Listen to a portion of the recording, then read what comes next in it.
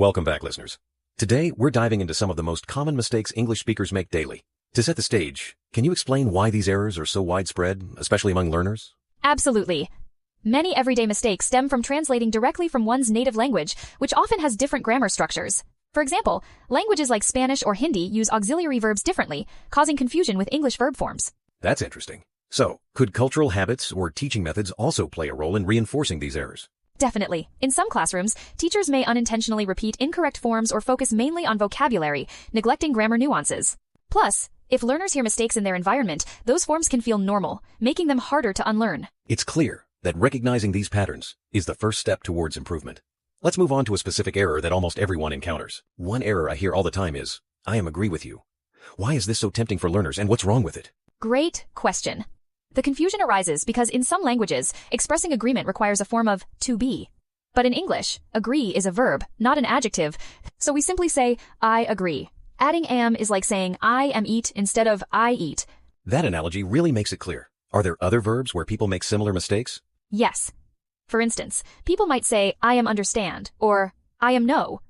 But the correct forms are I understand and I know. English only uses am with adjectives, like I am happy. So, remembering which words are verbs versus adjectives is key. Let's keep this idea in mind as we examine another frequent mistake involving subject-verb agreement. A classic mistake is saying, he do not like tea. What makes subject-verb agreement so tricky for learners? Subject-verb agreement can be subtle, especially since many languages don't change the verb form with the subject. In English, third-person singular subjects like he, she, or it require does instead of do. Right, and it's easy to overlook in everyday conversation. Are there any memory tricks or analogies that can help people remember this rule? One helpful analogy is to think of does as a special key that unlocks sentences for he, she, and it.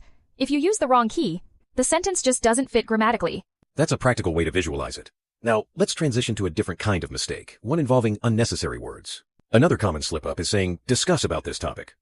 Why do learners add about, and how can we avoid this redundancy? Learners often add about because many verbs in English and other languages require prepositions. However, discuss already means talk about, so saying discuss about is repetitive like saying repeat again.